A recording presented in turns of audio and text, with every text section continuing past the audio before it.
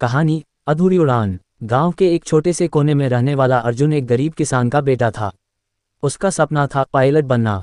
पर जिस परिवार के पास 2 वक्त की रोटी जुटाना भी कठिन हो, वहां हवाई जहाज उड़ाने का सपना कुछ लोगों के लिए यह मजाक था, कुछ के लिए पागलपन। पर अर्जुन के लिए यह सपना उसकी जिंदगी थी। स्कूल में वह हमेशा आकाश की ओर देखा करता और उड़ते हुए विमानों को निहारता। उसके भीतर कुछ था, जिद, जुनून और अडिग विश्वास। एक दिन स्कूल में विज्ञान प्रदर्शनी थी। अर्जुन ने खुद से एक छोटा सा ग्लाइडर बनाया। लकड़ी, कागज और पुराने पंखों से वह जो बना, वह किसी चमत्कार से कम नहीं था। उसके मॉडल को पहला पुरस्कार मिला। वहां आए एक रिटायर्ड एयरफोर्स अफसर कर्नल मल्होत्रा ने उसकी प्रतिभा को पहचाना। तुम्हें उड़ना आता है बेटा, लेकिन अब तुम्हें दिशा भी चाहिए, कर्नल ने मुस्कुराकर कहा। इसके बाद अर्जुन के जीवन में बदलाव आने लगा। कर्नल ने उसे गाइड किया, कहाँ आवेदन करना है, क्या पढ़ना है, कौन से स्कॉलरशिप मिल सकती है। अर्जुन ने दिन रात एक कर दिए। उसने हर परीक्षा, हर चुनौती को पार किया। लेकिन किस्मत इतनी आसान नहीं थी। जिस दिन उसका चयन भारतीय वायुसेना अकादमी में हुआ, उसी दिन उसके पिता की तबीयत बिगड़ गई। इलाज के लिए पैसे नहीं थे। अर्जुन के पास एक ही विकल्प था, अपना चयन छोड़कर घर लौटना। गांव वालों को जब ये बात पता चली तो वे हैरान रह गए। अर्जुन, जिसने सब कुछ मेहनत से पाया था, अब सब छोड़ने जा रहा था।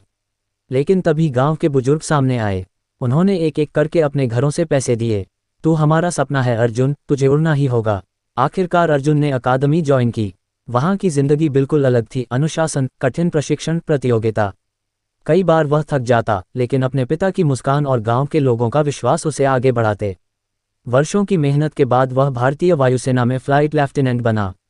उसकी पहली उड़ान में उसने आकाश को देखा और वही शब्द दोहराए जो कभी कर्नल ने कहे थे, अब तुम्हें दिशा भी चाहिए। अर्जुन हर साल छुट्टी लेकर अपने गांव आता।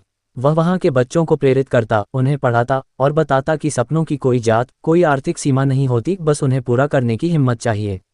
एक दिन गांव के स्कूल की छत पर खड़े होकर उसने कहा, जब हालात आपके पक्ष में न हो, तब आप 2 रास्तों में से एक चुनते हैं, या तो आप हार मान लेते हैं या फिर हालात को चुनौती देते हैं। मैंने दूसरा रास्ता चुना और आप भी चुन सकते हैं। उसके शब्द गांव के हर बच्चे के मन में गूंजे। एक नई पीढ़ी ने उड़ान भरने की ठानी। सीख, सपनों की ऊंचाई नापने के लिए आपके पास पंख नहीं, हौसला होना चाहिए।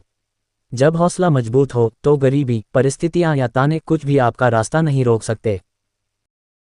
यदि वीडियो पसंद आया हो तो लाइक, सब्सक्राइब और शेयर अवश्य करें। जय हिंद, जय भारत।